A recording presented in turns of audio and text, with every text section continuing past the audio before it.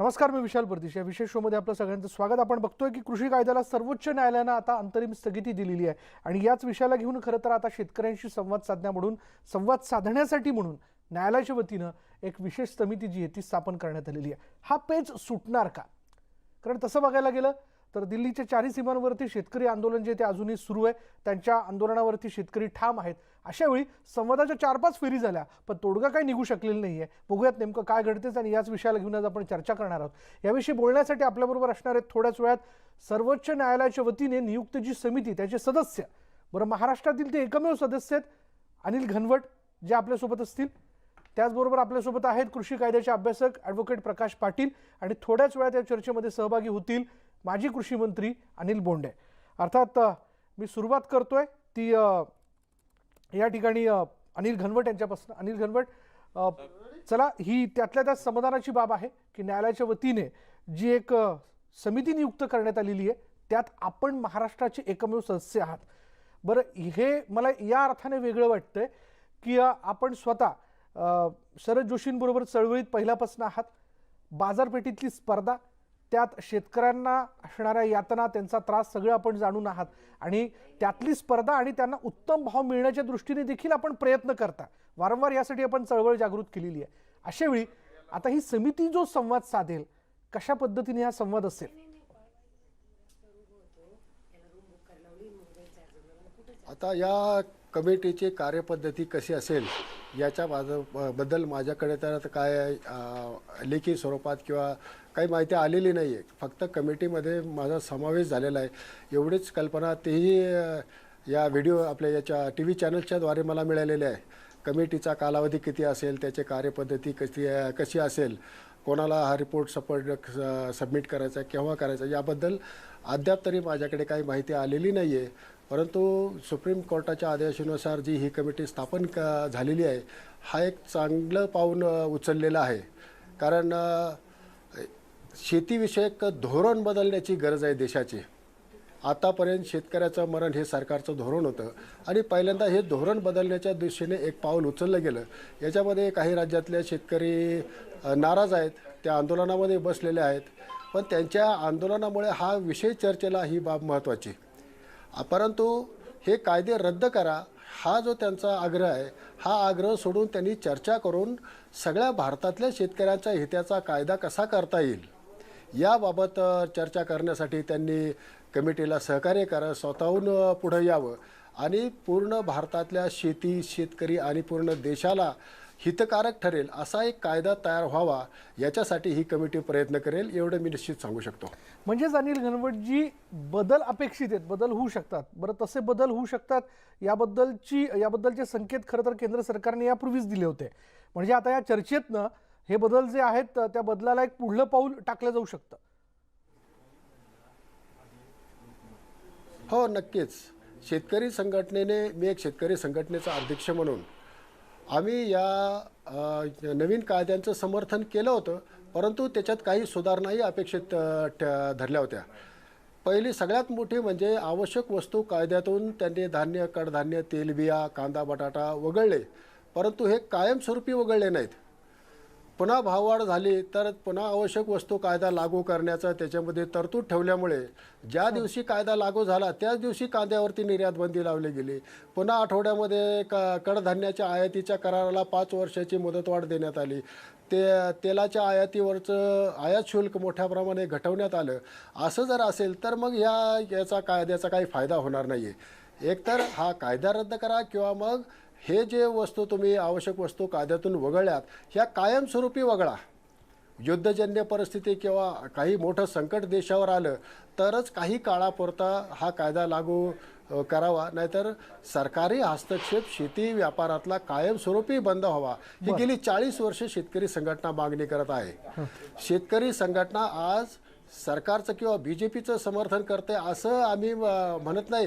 शेतकरी संघटनेच्या तत्वज्ञानाला आज सरकार समर्थन देत आहे असं हा उलट आहे. त्याच्यामुळे आम्ही जे 40 वर्ष मागत होतो ते आज काही प्रमाणात का होईना पदरात पडत असेल तर त्याचं समर्थन करणं आमचं कर्तव्य होतं, म्हणून आम्ही केलं. परंतु तितक्याच ताकदीने आम्ही आवश्यक वस्तू कायद्यामध्ये जो बदल केला हा बदल पुन्हा एकदा करून कायमस्वरूपी आवश्यक वस्तू कायद्यातून शेतीमाल वगळावा ही आमची मागणी आम्ही नेहमीच ताकदीने रेटलेली आहे. त्या संदर्भात आंदोलनं केलेली आहेत. पंतप्रधान कार्यालयांशी आम्ही पत्रव्यवहार आमचा चालू आहे.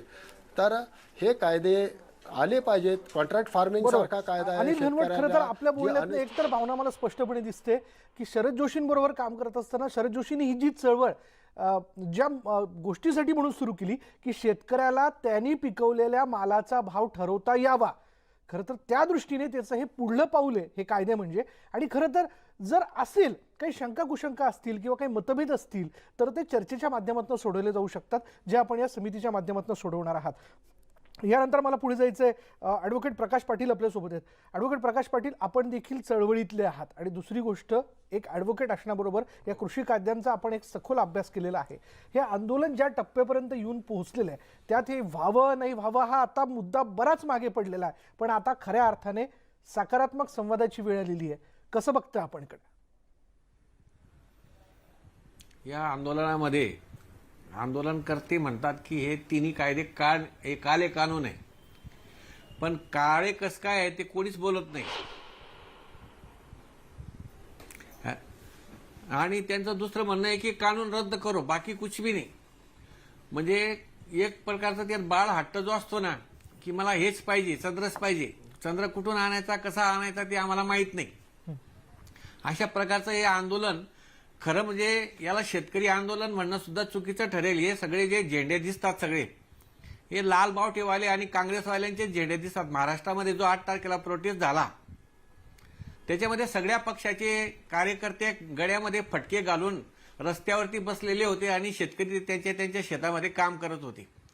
लॉकडाऊनमध्ये इतकं कडक निर्बंध असताना सुद्धा घराबाहेर पडलं की पोलीस ढोपरं सोडून काढायचे, तरी सुद्धा शेतकरी त्याची पर्वा न करता शेतात कामाला जात होते. असे शेतकरी सलग 48 दिवस रस्त्यावर बसतील या गोष्टीवर सर्वसामान्य शेतकऱ्याचा विश्वास बसत नाही. सरकारने हे आंदोलन शांततामय मार्गाने संपवण्यासाठी सर्व प्रकारचे प्रयत्न केले, परंतु आंदोलनकर्त्याची एकच भूमिका, पहिले कानून रद्द करो फिर हम बातचीत करेंगे. तो त्यांची ती मागणी मान्य केली तर बातचीत करायला काही अर्थच राहत नाही. सरकार सांगतं की आमच्या कायद्यामध्ये जर काही चुका झाल्या असतील तर आम्ही त्या चुका दुरुस्त करायला तयार आहेत, पण कोणीही ऐकायला तयार नाही. यांचा आक्षेप आहे की हे कायदे घाईघाईने झाले. खरं म्हणजे सरकारने सुद्धा हे कायदे काही आनंदाने केलेले नाहीत. कोरोनासारख्या महामारीमध्ये सर्व उद्योग बंद असताना फक्त शेती उद्योग सुरू होता आणि सरकारच्या लक्षात आलं की या देशाच्या अर्थव्यवस्थेला सावरण्याचं काम फक्त शेतकरीच करू शकतात आणि त्याच्यावरती जर काही निर्बंध काढले आणि त्याला जर थोडी मोकळीक दिली शेतकऱ्याला तर देशाची अर्थव्यवस्था पूर्वपदावर येऊ शकते. म्हणून सरकारने नाईलाजाने हे कायदे देश हितासाठी आणि शेतकरी हितासाठी केलेले आहेत. त्याला शेतकरी संघटनेचे आता नंतर हे सांगतात की हे घाईघाईने कशा करता केली, याच्यावरती चर्चा व्हायला पाहिजे होती. परवा टीव्हीवरती माजी कृषी मंत्री माननीय शरद पवार साहेब, ज्यांना जाणता राजा वगैरे म्हणतात, त्यांनी 2011 मध्ये शीला दीक्षितांना पत्र लिहून सांगितलं होतं की हे जे जुने कायदे आहेत हे बदल करण्याची आवश्यकता आहे. जवळजवळ या कायद्यावरती 15 ते 20 वर्षापासून सलग चर्चा चालू आहे. शेतकरी संघटनेची मागणी तर 1980 सालापासून आहे की हे एपीएमसी ऍक्ट म्हणजे कृषी मंडीचे जे कायदे आहेत हे शेतकऱ्यांसाठी कत्तलखाने ठरलेले आहेत. एकदा बाजारामध्ये शेतकऱ्याने माल नेल्यानंतर शेतकऱ्याला तो माल विकून, आम्ही तर आमच्या भाषेत फुकूनच यावा लागतो, कारण तो घरी परत आणायला परवडत नाही. त्याच्याऐवजी जर समजा त्याला ऑप्शन दिलं की तुझा माल तुला पटेल तिथं विकता येईल, जर व्यापारी माझ्या शेतकऱ्याच्या घरी माल घ्यायला गेला तर तो माल शेतकऱ्याला व्यापाऱ्याला विकायचा का नाही विकायचा हे ठरवण्याचा अधिकार शेतकऱ्याला राहील. तर त्याच्यात चुकीचं असं काहीच नाही. आणि जर समजा कोणी माल घ्यायला आलं नाही तर कृषी उत्पन्न बाजार समित्या सुरू राहणारच आहेत. बरोबर, ती व्यवस्था काय आपण मोडीत काढत नाहीये. ॲडव्होकेट प्रकाशजी, मला जायचंय, माजी कृषी मंत्री अनिल बोंडे आपल्यासोबत आहेत. अनिल बोंडेजी, खरं तर पुन्हा एकदा या गोष्टीची आठवण करून देण्याची वेळ आलेली आहे की राज्यातलीच काही मंडळी या 3 कायद्यांमधल्या काही मुद्द्यांना घेऊन विरोध करताय आणि अगोदरच यातल्या काही गोष्टींची प्रत्यक्ष अंमलबजावणी यापूर्वीच राज्यात करण्यात आलेली होती. अशावेळी या सगळ्या परिस्थितीत हे आंदोलन या टप्प्यापर्यंत आल्यानंतर नेमकं कसं बघताय आपण याकडे? म्हणजे आता यापुढचा होणारा संवाद हा सफल असेल की कशा पद्धतीचा असेल? नाही, सफल होईलच. कारण हे आंदोलनच विशेषतः गैरसमजावर आधारित आहे, भ्रमावर आधारित आहे. आणि सर्वोच्च न्यायालयाने एक चांगली स्टेप घेतली, एक पाऊल टाकलं की त्या माध्यमातून नुसतं आंदोलक शेतकऱ्यांनाच आपलं म्हणणं समितीसमोर मांडता येणार नाही. म्हणजे ते ते तर मांडतीलच, पण त्यासोबत देशामधले सर्व शेतकरी ज्यांचा आवाज दबला होता या आंदोलनाच्या मुळे, ज्यांना वाटत होतं की हे कायदे झाले पाहिजे, खऱ्या अर्थानं शेतकऱ्याच्या स्वातंत्र्याची पहाट आहे आणि 8 राज्यामध्ये अगोदरच हे कायदे वेगवेगळ्या वर्षी हे केल्या गेलेले आहे. महाराष्ट्रामध्ये काँग्रेस राष्ट्रवादीचं सरकार होतं, त्यावेळेला कृषी कराराचा कायदा 2006 साली झालेला आहे. देवेंद्र फडणवीस सरकारच्या काळामध्ये भाजीपाला नियमनमुक्त केलेला आहे, कडधान्य नियमनमुक्त केले, धान्य नियमनमुक्त केलं. आणि आता उद्धवजी ठाकरे जे राबवतात आहे, विकेल तिथे पिकेल, म्हणजे शेतकऱ्यांना कुठेही विकावं, आपला धान्य कृषी मंडीमध्ये न जाता ग्राहकाला डायरेक्ट विकावं, हे शेतकऱ्याला स्वातंत्र्य देण्याचं हे कायदे आपल्या इथे ऑलरेडी केलेले आहेत. आणि म्हणून यांना तोंडच नाही. म्हणजे शरदचंद्रजी पवार सुद्धा राज्यसभेमध्ये का थांबले नाही? कारण त्यांना माहित आहे की आपण शेतीच्या कराराचा कायदा 2006 साली केलेला आहे. राजू शेट्टी तर बाळकडू पिलेले आहे, पण राजू शेट्टीचं मजबुरी ही राहिली की कायद्याच्या बाजूनी जर म्हणावं, म्हणजे शरद जोशींच्या बाजूनी म्हणावं, तर आमदारकी मिळत नाही. म्हणजे असे प्रत्येकाचे वैयक्तिक स्वार्थ आणि त्यासोबतच मोदींबरोबरचा असलेला द्वेष, शत्रुत्व, या सगळ्या गोष्टीमुळं शिवसेना असो, काँग्रेस असो, राष्ट्रवादी असो, हे विरोध करायला लागले. परंतु आता ही समिती निर्माण झाली, खरोखर एक चांगली गोष्ट झाली की सगळ्या भारतामधल्या शेतकऱ्यांना ज्यांना वाटते की आम्हाला स्वातंत्र्य मिळालं पाहिजे, कृषी उत्पन्न बाजार समितीतही जाता आलं पाहिजे आणि बाहेर पण विकता आलं पाहिजे, आम्हाला करार सुद्धा करता आला पाहिजे, ज्यांना ज्यांना हे पट्ट आहे त्यांना सुद्धा समितीच्या समोर बाजू मांडता येईल. आता हीच अपेक्षा आहे की जे आंदोलक शेतकरी आहे, कारण या 8 फेऱ्यामध्ये 9 फेऱ्यामध्ये केंद्र सरकारने सातत्याने हेच सांगितलं होतं की कायद्यामध्ये कुठे त्रुटी असतील तर आम्हाला सांगा, सुधारणेला वाव आहे, यामध्ये काही बदल करायचा आहे का? तुम्ही अगोदर शंका जर निर्माण केल्या की एमएसपी रद्द होईल, सांगितलं त्यांनी एमएसपी बद्दल लिहून देतो, एमएसपीच्या खरेदीबद्दल लिहून देतो. आज पुन्हा मक्याची खरेदी सुरू झाली आहे, कापसाची खरेदी सुरू आहे, सोयाबीनची खरेदी झाली, तुरीचं ऑनलाईन सुरू आहे, धानाची खरेदी सुरू आहे. तर एमएसपीच्या बद्दल लिहून देतो. त्यांनी सांगितलं कायद्यामध्ये जमीन जाणार नाही, हे स्पष्टपणे लिहिलेलं आहे. पण भ्रम इतका निर्माण केला कम्युनिस्ट आणि काँग्रेसवाल्यांनी की त्यांचे भाषण जर ऐकले तर असं वाटतं की हा संपूर्णतः शेतकऱ्याच्या विरोधात आहे का? खरं जर पाहिलं तर काँग्रेसने सुद्धा हे वारंवार सांगितलं होतं की असे कायदे करायला पाहिजे, परंतु याच दलालांच्या, व्यापाऱ्यांच्या दडपणामुळे काँग्रेस करू शकले नाही. ती हिंमत पंतप्रधान नरेंद्रजी मोदींनी दाखवली, हे खरं सत्य आहे. आणि म्हणून आज सर्वोच्च न्यायालयाने जो निर्णय घेतला, निश्चितपणे यामधून मार्ग निघेल. आंदोलकांनी आता समोर झालं पाहिजे, सकारात्मक भूमिका घेतली पाहिजे, आपली बाजू मांडली पाहिजे आणि आता हे आंदोलन सर्वोच्च न्यायालयाचा सन्मान ठेवून तातडीनं थांबलं पाहिजे. शासनाला, देशाला वेठीस धरण्याचा कोणाचाही अधिकार नाही. आंदोलन करण्याचा अधिकार आहे, परंतु वेठीस धरण्याचा अधिकार नाही, हेही लक्षात ठेवलं पाहिजे. आपण स्वतः एका हाऊसचे सदस्य आहात, लोकनिर्वाचित प्रतिनिधी आहात अनिल बोंडेजी. अशावेळी हाऊसमध्ये आलेला कुठलाही मुद्दा किंवा ते विधेयक असेल किंवा त्याचं नंतर कायद्यात झालेलं रूपांतर असेल, यात काळाच्या ओघाने किंवा त्याही नंतर अंमलबजावणी करत असताना काही बदल अपेक्षित असतात किंवा ते बदल होतात. आधीच केंद्र सरकारने खरं तर या तिन्ही कृषी कायद्यांच्या विषयांना घेऊन आपण त्याची अंमलबजावणी झाल्यानंतर काही बदल करू शकतो असे संकेत दिलेले होते. तरीही हे आंदोलन रेटल्या गेलं का? हो, नाही, निश्चितपणे. आता मला असं वाटतं अनिल घनवटांनी म्हटलं की पाटील साहेबांनी म्हटलं की एक बालहट्ट सारखा झालेला आहे आणि त्याच्या पाठीमागे कारण आहे की तिथे असलेले अडते, दलाल, व्यापारी अतिशय धनाढ्य जे झालेले आहे त्यांना असं वाटतं की आता कृषी उत्पन्न बाजार समितीमध्ये खरेदी झाली नाही तर आपलं कमिशन राहणार नाही. कृषी उत्पन्न बाजार समितीच्या भरोश्यावर जे राजकारण करायचं होतं ते राजकारण संपेल. म्हणजे हरियाणा आणि पंजाबमध्ये जे मोनोक्रॉप पॅटर्न आहे त्यामधून संपत्ती निर्माण होते ती चांगली गोष्ट आहे. परंतु परंतु त्या अडत्या आणि व्यापाऱ्यांचं जे साम्राज्य कृषी उत्पन्न बाजार समितीच्या माध्यमातून निर्माण झालं त्यांना ती भीती वाटायला लागली आणि त्यामधून आंदोलन निर्माण झालं. हे जे कम्युनिस्ट पक्ष आहे ज्यांची आता सद्दी संपते त्यांनी तर कोणी आंदोलन केलं ना ते विद्यार्थ्यांनी आंदोलन केलं तरी ते आपले झेंडे घेऊन तयार आहेत. आता काँग्रेसवाल्यांना पर्याय नाहीये. खरं जर पाहिलं तर पंतप्रधान नरेंद्रजी मोदींच्या विरोधात बोलायला कुठे प्रश्न नाहीये आणि त्यामुळं काही करून देशामध्ये अस्वस्थता कशी निर्माण करता येईल हा एकमेव उद्देश या आंदोलनाच्या निमित्ताने आहे. एकमेव उद्देश. आणि म्हणून सुप्रीम कोर्ट सर्वोच्च न्यायालयाने जी आज स्टेप घेतली निश्चितपणे शासनाने पूर्ण नमती भूमिका घेतली होती. कुठेही इगो केला नाही, अहंकाराची भूमिका नव्हती. वारंवार त्यांना सांगितलं की तुम्ही जे सुधारणा द्याल त्यावर निश्चितपणे आम्ही विचार करू.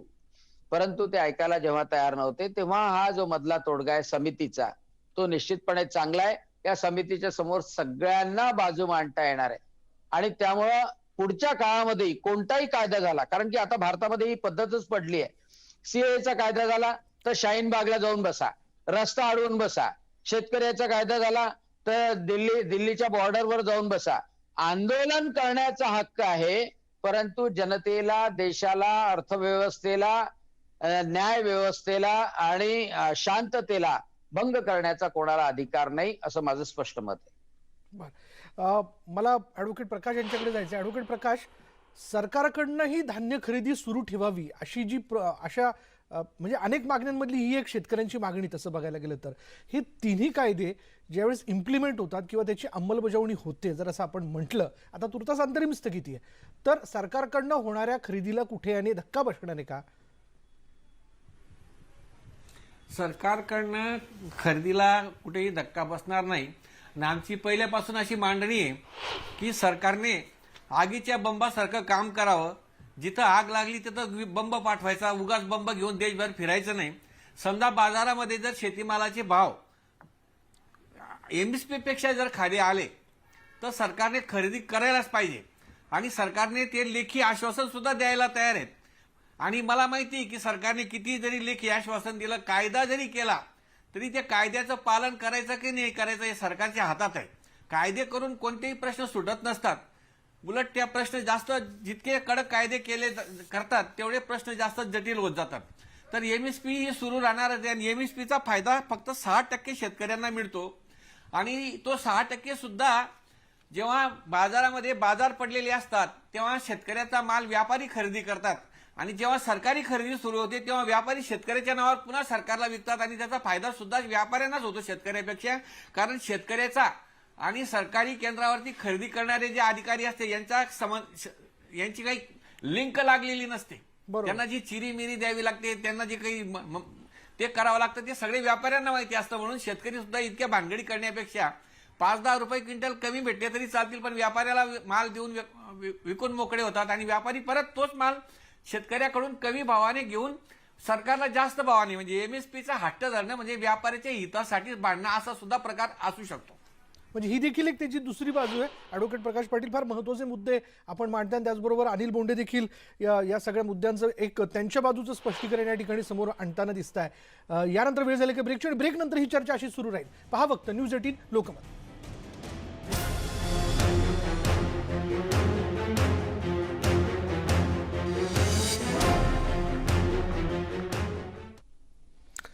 आणि आपण चर्चा करतोय की दिलासा मिळणार का, हा दिलासा शेतकऱ्यांना मिळणार का, हा दिलासा खरं तर आत्ता सुरू असणाऱ्या आंदोलनातल्या सगळ्याच मंडळींना मिळणार आहे का, म्हणजे अर्थात शेतकऱ्यांना मिळणार आहे का, या विषयाला घेऊन वेगवेगळ्या बाजू आपण तपासण्याचा प्रयत्न करतोय. जातोय मी आता माजी कृषी मंत्री अनिल बोंडे आपल्यासोबत आहेत त्यांच्याकडे मी जातोय. अनिल बोंडे, खरं तर कृषी मंत्री म्हणून आपण काम केलं. आपल्या सगळ्या कालावधीमध्ये खरं तर बरेच उतार चढाव आपण बघितले आणि महत्त्वाचे निर्णय देखील राज्यातल्या शेतकऱ्यांसाठी घेतले.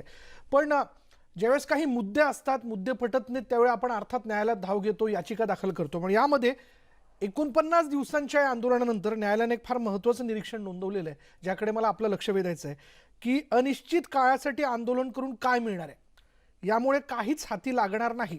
आम्ही या मुद्द्यावर तोडगा काढण्यासाठी समिती बनवण्याच्या मताचे आहोत. म्हणजेच आता समितीच्या माध्यमातून जो काही तोडगा काढायचा आहे तो सकारात्मकरित्या काढा आणि पुढे जा, हे न्यायालयाने अप्रत्यक्षरित्या प्रत्यक्षरित्या सुचवलंय का? निश्चितपणे, कारण की जी कोंडी निर्माण झाली होती, 8 चर्चेच्या फेऱ्या झाल्यानंतर सुद्धा प्रत्येक वेळेला शेतकरी आंदोलक जायचे. 40 जणांचं त्यांची समिती होती, ते जायचे. शासनाने विजेच्या संदर्भातलं मान्य केलं, परालीच्या संदर्भातलं मान्य केलं, परंतु कायद्याच्या संदर्भात त्यांचा एकच आग्रह राहायचा की पहिल्यांदा कायदे वापस घ्या, रद्द करा. आणि शासनाचं म्हणणं होतं की कायदे रद्द करण्याच्या ऐवजी या कायद्यामध्ये काय वाईट आहे, शेतकऱ्याचं अहित कशामुळे होतं ते सांगा, त्यामध्ये सुधारणा करता येईल.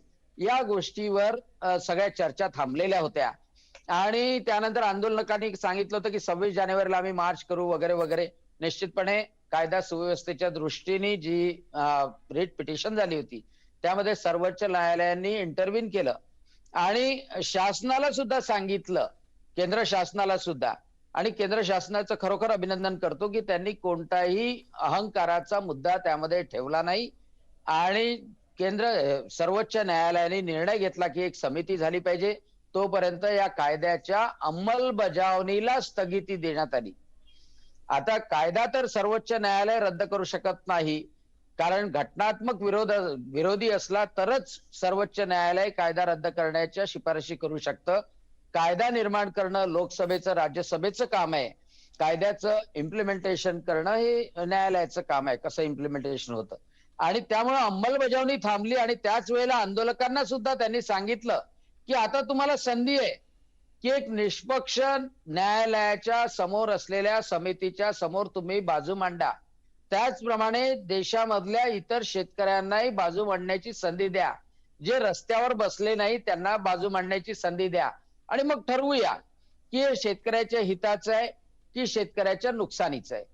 आणि त्यामध्ये कोणतंही राजकारण न करता आता दूध का दूध पाणी का पाणी जेव्हा होईल ते सर्वांनी ग्राह्य केलं पाहिजे, सर्वांनी घेतलं पाहिजे. आणि खऱ्या अर्थानं तेव्हा आपल्याला सर्व शेतकऱ्यांना चांगले निश्चितपणे दिवस, चांगला रिझल्ट आपल्याला निश्चितपणे मिळेल अशी माझी खात्री आहे. कारण या कायद्याच्या अनुषंगाने मी जो काही अभ्यास केला, शरद जोशींनी जी मागणी केलेली होती, महेंद्रसिंग टिकेत यांनी जी मागणी केली होती, बरोबर, शरदचंद्रजी पवार यांनी वारंवार म्हटलेलं होतं, टास्क फोर्सनी म्हटलेलं होतं, मुख्यमंत्र्यांच्या समितीने जे म्हटलेलं होतं की शेतकऱ्यांना स्वातंत्र्य दिलं पाहिजे.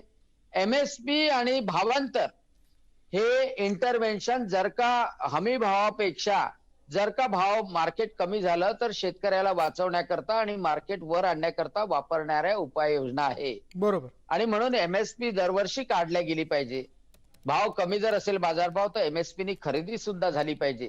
आणि ती खरेदी नुसती कृषी उत्पन्न बाजार समितीमधून नाही, जर एखादं फार्मर प्रोड्युसर ऑर्गनायझेशन असेल, जसं देवेंद्र फडणवीस सरकारने सुरू केलं होतं, ते पंचायत समिती स्तरावर फार्मर प्रोड्युसर ऑर्गनायझेशनच्या माध्यमातून सुद्धा नाफेडनी खरेदी करायला पाहिजे, जी कांद्यामध्ये आज केल्या जाते, सोयाबीन मध्ये केल्या जाते.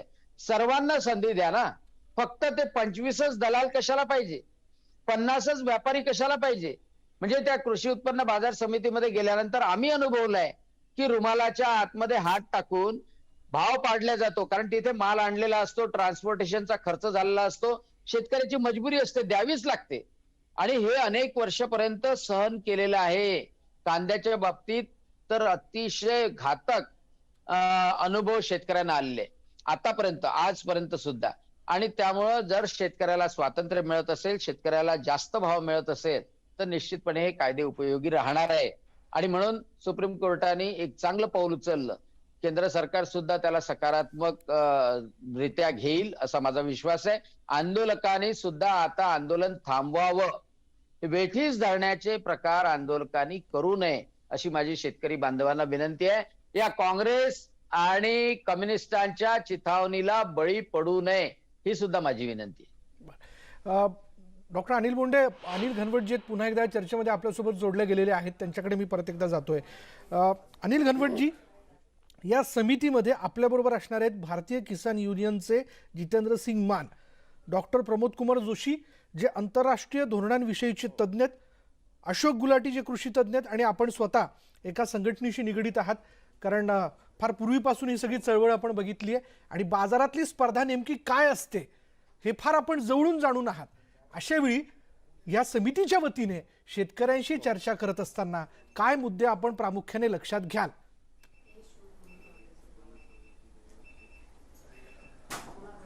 या समिती स्थापनेचा हेतू असा आहे की शेतकऱ्यांच्या हिताचे कायदे तयार व्हावेत. एक धोरणच आता कृषी धोरण देशाचं तयार होण्याची तयारी सुरू झालेली आहे. तर या धोरणामध्ये आतापर्यंत जे धोरण होतं हे सरकारचं धोरण आहे शेतकऱ्यांचं मरण. हे धोरण बदलून शेतकऱ्यांचं हिताचं धोरण करण्यासाठी काय काय करता येईल. तर काही देशातल्या काही भागामध्ये MSPच्या माध्यमातून मोठ्या प्रमाणामध्ये खरेदी होते आणि नवीन कायदे आल्यानंतर ही MSP बंद होईल अशी भीती त्यांच्यामध्ये निर्माण केली गेली. APMC बंद होईल अशी भीती निर्माण केली गेली. परंतु तसं काही होईल असं वाटत नाही. आमची जी कमिटी आहे, आम्हाला जी जबाबदारी दिलेली आहे, या जबाबदारीतून ज्यांना संरक्षण पाहिजे, MSPचं संरक्षण पाहिजे, हे संरक्षण कसं देता येईल आणि ज्या शेतकऱ्यांना स्वातंत्र्य पाहिजे त्यांना स्वातंत्र्य कसं देता येईल आणि याच्यातून शेतीशी निगडीत उद्योग आहेत, कॉन्ट्रॅक्ट फार्मिंग आहेत, या संबंधातून शेतकऱ्याच्या खिशात 2 पैसे कसे येतील, शेती धंद्यावरती जे जुगाराचं सावट आहे हे बदलून निश्चितता या धंद्यामध्ये येईल, याच्यासाठी ही कमिटी शिफारस करेल. या कमिटीमध्ये अशोक गुलाटी सारखे कृषी अर्थतज्ज्ञ आहेत, मान साहेब आहेत, जोशी साहेब आहेत आणि प्रचंड अभ्यासू व्यक्तिमत्व या कमिटीमध्ये आहेत.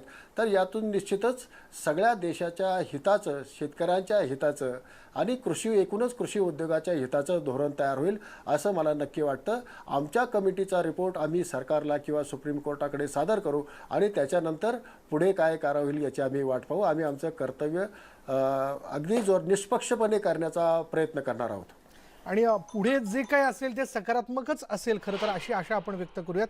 वेळ झाली का ब्रेकची, आणि ब्रेकनंतर जी चर्चा आहे ती सुरू राहील. ब्रेकनंतर मला जायचं आहे ॲडव्होकेट प्रकाश पाटील यांच्याकडे, त्यांच्याकडे मला काही मुद्दे जाणून घ्यायचे. घेऊयात एक ब्रेक. पहा फक्त न्यूज 18 लोकमत.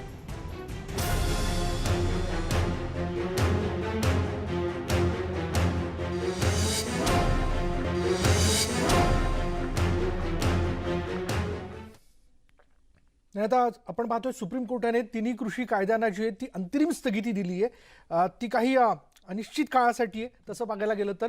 आणि याबद्दल एक समिती त्यांनी स्थापन केली, ज्या समितीशी चर्चा तुम्ही करावी. म्हणजे चर्चा करण्याकरता तुम्ही जर सरकारसमोर जाऊ शकता तर या समितीसमोर का नाही असा प्रश्न उपस्थित करत या समितीशी चर्चा करा, आपले मुद्दे मांडा आणि यानंतरचा अहवाल जो आहे तो सरकारकडे, न्यायालयाकडे सुपूर्द केला जाईल. मी जातो ॲडव्होकेट प्रकाश पाटील यांच्याकडे. प्रकाश पाटील, न्यायालयाच्या एका वक्तव्याकडे मी आपलं लक्ष वेधू इच्छितो. न्यायालयाने असं म्हटलंय याबद्दलचा निर्णय करत असताना की आम्ही आमच्या मर्यादेमध्ये राहून या मुद्द्यावर तोडगा काढण्याचा प्रयत्न करत आहोत. हे राजकारण नाही आहे. राजकारण आणि न्यायव्यवस्थेमध्ये फरक आहे. तुम्हाला सहकार्य करावं लागेल. म्हणजेच न्यायालयाने ही देखील एक भूमिका घेतली आहे की आता यापुढे या समितीशी चर्चा करत असताना विरोधाला विरोध चालणार नाही, राजकारण करून चालणार नाही, मूठभर संघटनांच्या मर्जीसाठी इतर शेतकऱ्यांचं नुकसान करून चालणार नाही. जी काय चर्चा ती सकारात्मक करा. सुप्रीम कोर्टाने खरंच आज एक चांगला निर्णय घेतला आहे, परंतु त्या निर्णयाचं स्वागत हे लोक करणार नाही. यांना शेतकऱ्यांच्या हिताशी काहीही घेणं देणं नाही. यांना फक्त राजकारण करायचंय. आणि उद्या समजा सरकारने हे तिन्ही कायदे रद्द जरी करून टाकले तरी हे दुसरे कोणते तरी मुद्दे घेऊन शेतकऱ्याला तिथं रस्त्यावर, शेतकऱ्याच्या ऐवजी दुसऱ्या कोणातरी रस्त्यावर राहतील आणि सरकारला वेठीच धरतील.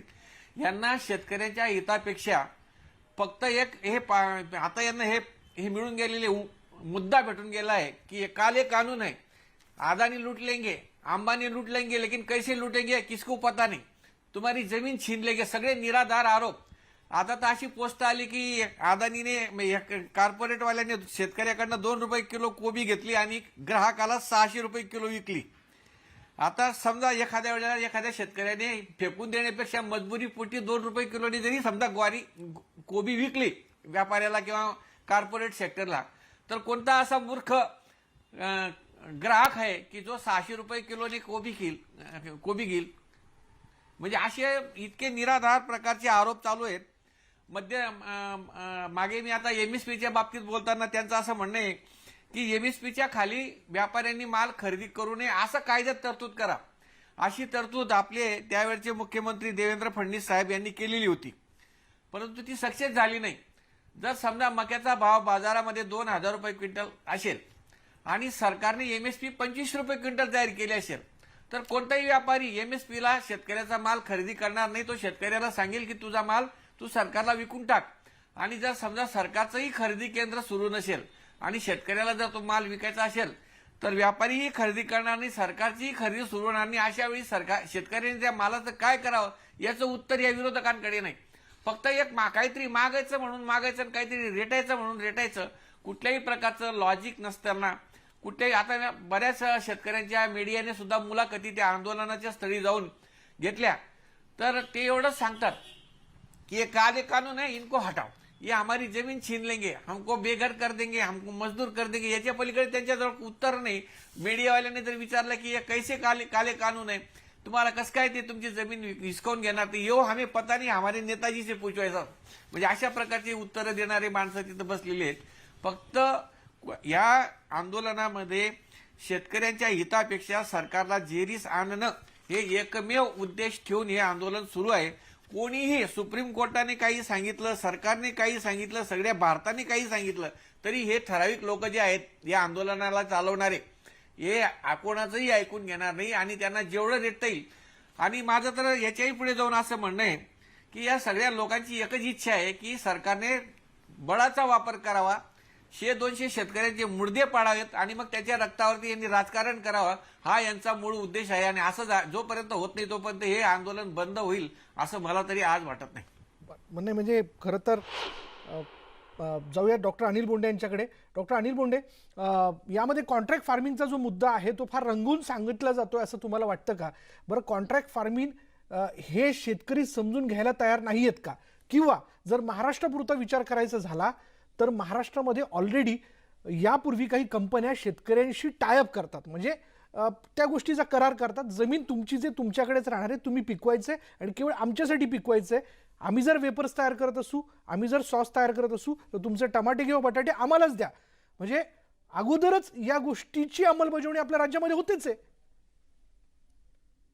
महाराष्ट्रामध्ये 2006 पासून कॉन्ट्रॅक्ट फार्मिंगचा कायदा आहे आणि जळगावचं जैन इरिगेशन आहे, ते केळासाठी कॉन्ट्रॅक्ट फार्मिंग करतात, म्हणजे त्यांचे टिश्यू कल्चरचे रोपं सुद्धा देतात.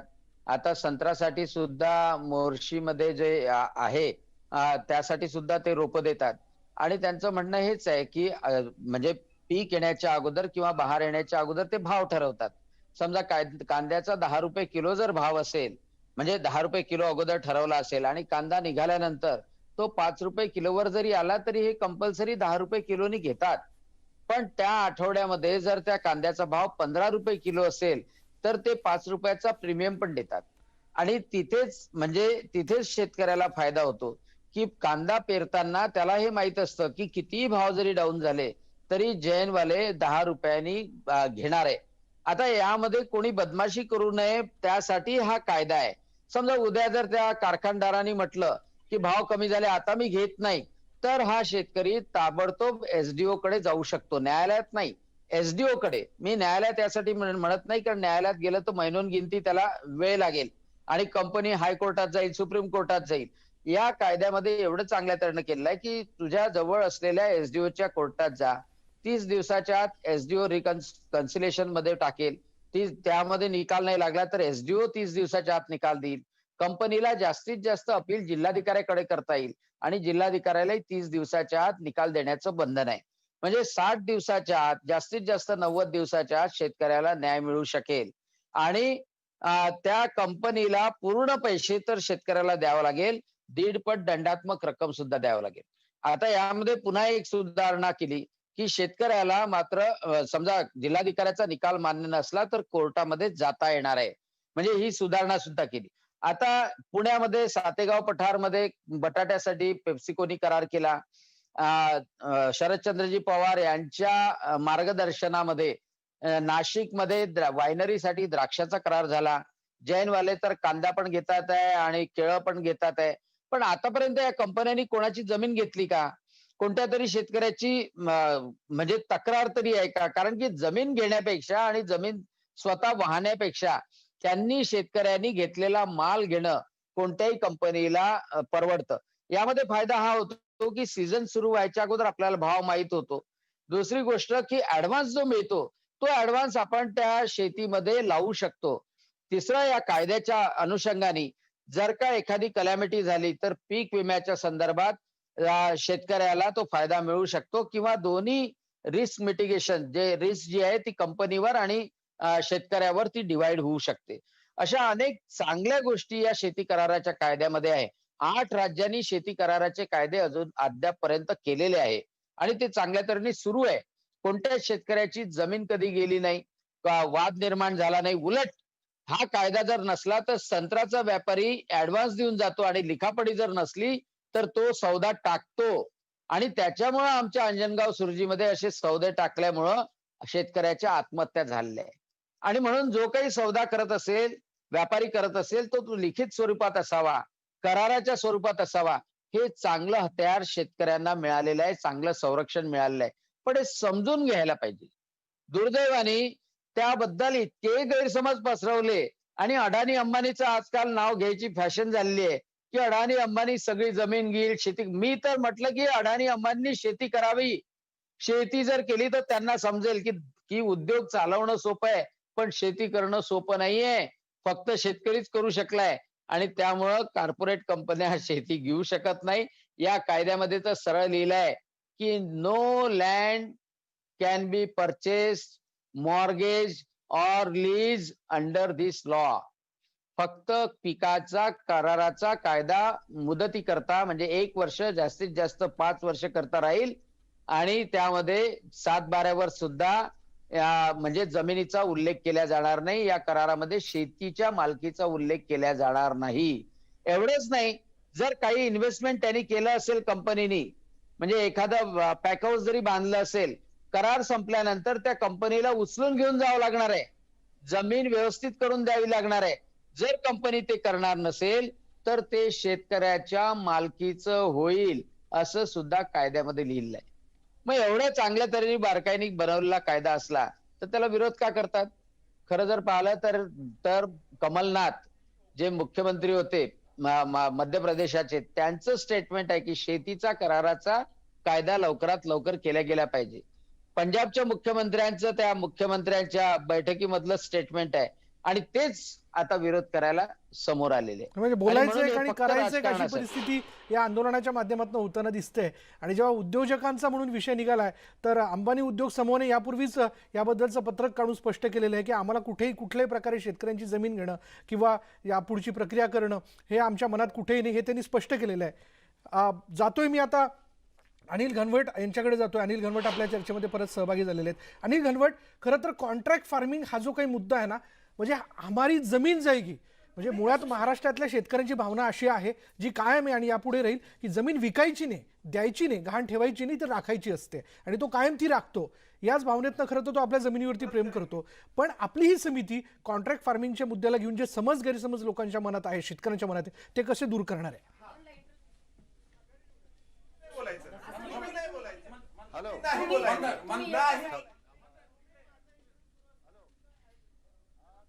फार्मिंगच्या बाबतीमध्ये इंटरव्ह्यू खराब झाला, तुम्ही कसं काय बोललात? इंटरव्ह्यू खराब करू शकतो. हॅलो. का? बरं, आपल्यापर्यंत त्यांचा आवाज पोहोचत नाही. आपण पुन्हा एकदा त्यांच्याशी बोलण्याचा प्रयत्न करू, पण यानंतर वेळ झाली की ब्रेक घेऊयात. पहा फक्त न्यूज 18 लोकल.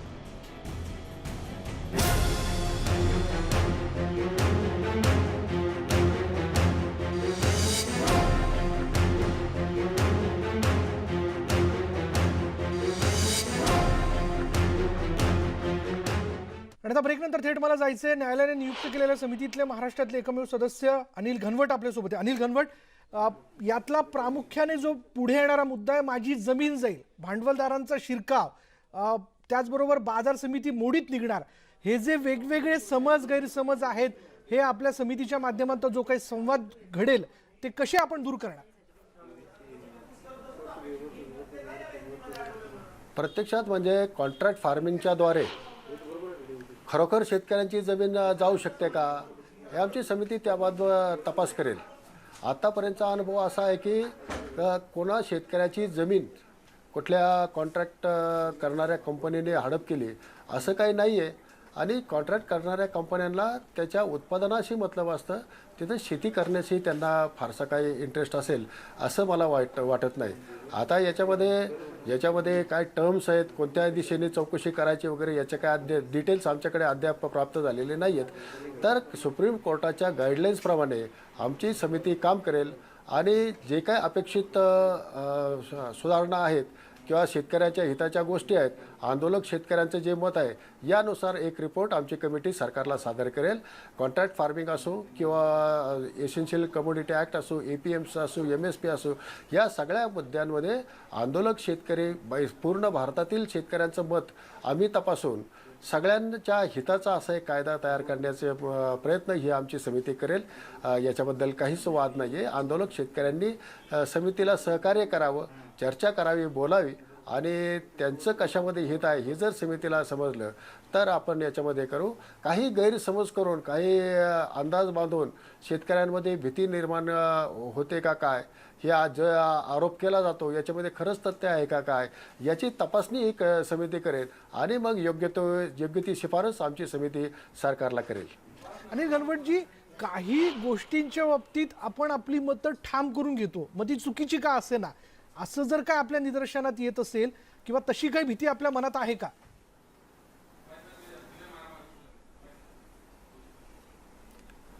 नाही, समितीचं काम आहे जे योग्य आहे त्याची शिफारस करणे. कोणाची मतं कोणत्या बाजूत ठाम असतील तर ती त्यांची मतं त्यांच्यापाशी राहतील, समितीचा त्याच्यावरती प्रभाव पडणार नाही. समिती ज्यांना जी मार्गदर्शक तत्त्वे दिलेली आहेत त्याच्यानुसार चौकशी करून, त्याच्यानुसार अभ्यास करून आपली शिफारस मांडणार आहेत. कोणाची काय मतं असतील, मी एक वैयक्तिक शेतकरी संघटनेचा कार्यकर्ता म्हणून माझं मतसुद्धा त्या समितीमध्ये मला लादता येणार नाही आहे. सगळ्या देशाच्या शेतकऱ्यांचं हित लक्षात घेऊन जो काय असेल तो अहवाल तयार होणार आहे. त्याच्यामुळे कुणी अशी भीती बाळगू नये की यांचं असं मत आहे म्हणून हे असंच तयार होईल. याच्यामध्ये सगळ्यांचा विचार केला जाईल. जे आंदोलक शेतकरी नेते आहेत हे सगळे प्रामाणिक शेतकरी नेते आहेत, यांना शेतकऱ्यांचं हित साधायचं आहे. परंतु जे काय गैरसमज असतील तर ते दूर करून सगळ्यांच्या मनाचं समाधान होईल अशा पद्धतीचा कायदा आणि सगळ्यांच्या हिताचा कायदा, शेतीच्या हिताचा कायदा, शेतकऱ्यांच्या हिताचा कायदा तयार करण्याचा प्रयत्न ही कमिटी आमची करेल. न्यायालयाने यापूर्वीच असं स्पष्ट केलेलं आहे की ही समिती आमच्या वतीने काम करणार आहे, आमच्या वतीने तुमच्याशी संवाद साधेल. अशा वेळी न्यायालयाने अप्रत्यक्षरित्या प्रत्यक्षरित्या हे सुचवलंय का सगळ्या शेतकरी आंदोलकांना की समितीकडनं जे काही आमच्याकडे येईल ते अंतिम असेल?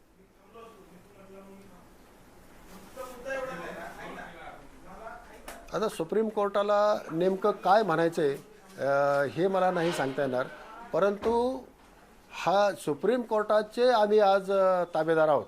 ही कमिटी सुप्रीम कोर्टाच्या मार्गदर्शनाखाली चालेल, ना की सरकारच्या.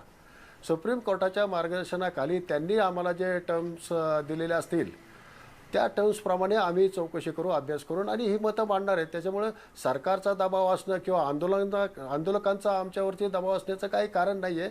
सुप्रीम कोर्टाच्या मार्गदर्शनानुसार आम्ही आमची शिफारसी सादर करू, अहवाल सादर करू आणि त्यानंतर सुप्रीम कोर्ट ठरवेल हा अहवाल स्वीकारायचा, नाही स्वीकारायचा, फेटाळायचा. त्याबाबत पुढील चर्चा ती सुप्रीम कोर्टाच्या आणि सरकारच्या दरम्यान होईल.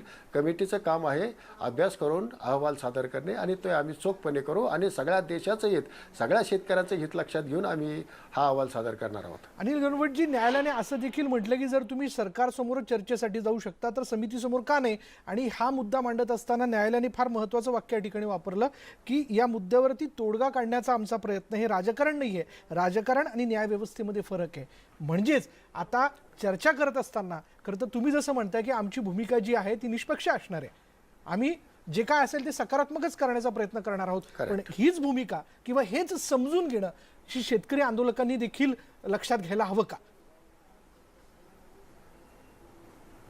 हो, नक्कीच. शेतकरी आंदोलकांना जर शेतकऱ्यांचं हित पाहिजे असेल तर त्यांनी डोक्यातलं राजकारण 100% बाजूला काढून आपण एकत्र बसून व शेतकऱ्यांचं हित नेमकं कशात आहे हे आपण पाहिलं पाहिजे. इतर देशांमध्ये कोणत्या पद्धतीने शेती केली जाते आणि तिथं शेतकऱ्यांना कशा पद्धतीने सपोर्ट केला जातो किंवा फ्रीडम दिलं जातं, या सगळ्याचा अभ्यास करून आंदोलक, शेतकरी नेते आणि कमिटी हे समोरासमोर बसून हे करू. त्यांनी चर्चेला सहकार्य करावं, कमिटीला सहकार्य करावं, चर्चा करावी आणि याच्यातून मार्ग काढावा. आपल्याला प्रश्न सोडवायचा आहे, हे महत्त्वाचं आहे. आपण आता शेतीचं धोरण ठरवत आहोत, ही खूप महत्त्वाची बाब आहे. देशाचं कृषी धोरण ठरलं जात आहे आणि कृषी धोरण ठरवताना सगळ्यांनी याच्यामध्ये सहकार्य करावं आणि सगळ्यांच्या हिताचं काय असेल ते आपण केलं पाहिजे. तुम्ही बाजूला राहून भांडत राहिले तर मार्ग निघणार नाही. आत्तापर्यंत जे आत्महत्या होत राहिल्या हेच पुढे होत राहतील. हे थांबवायचं असेल तर काय करायला पाहिजे, हा खरा मुद्दा आहे.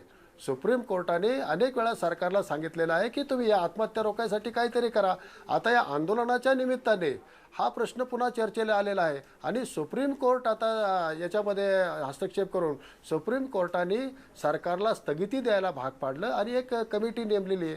या कमिटीद्वारे जे काय शेतकऱ्यांच्या हिताचं आहे ते आम्ही सुप्रीम कोर्टाच्या समोर मांडणार आहोत आणि सुप्रीम कोर्ट मग त्याची अंमलबजावणी करायची नाही करायची सरकारवर मान्य होतं तर त्यांचा विषय आहे. परंतु प्रामाणिकपणे अभ्यास करून सगळ्या शेतकऱ्यांच्या हिताशी काहीही मनामध्ये कुठला दुजाभाव न ठेवता ही कमिटी काम करणार आणि अशोक गुलाटीसारखे तज्ज्ञ मार्गदर्शक या कमिटीमध्ये आहेत. तर त्यांच्या मार्गदर्शनाखाली ज्यांनी अनेक वर्ष CACPचं अध्यक्षपद भूषवलेलं आहे, एक कृषी अर्थतज्ज्ञ आहेत, ते अनेक ते विचार त्यांचे देशभरचे लोक मानतात. तर अशा लोकांच्या नेतृत्वाखाली जर हे काम होत असेल तर ते निश्चितच योग्य होईल, याच्यामध्ये माझ्या मनात अजिबात शंका नाही आहे. धन्यवाद अनिल घनवटजी आमच्याशी आज संवाद साधल्याबद्दल. आपल्याबरोबर ॲडव्होकेट प्रकाश पाटील देखील होते. प्रकाश पाटील आपले धन्यवाद आणि माजी कृषी मंत्री अनिल बोंडे देखील होते.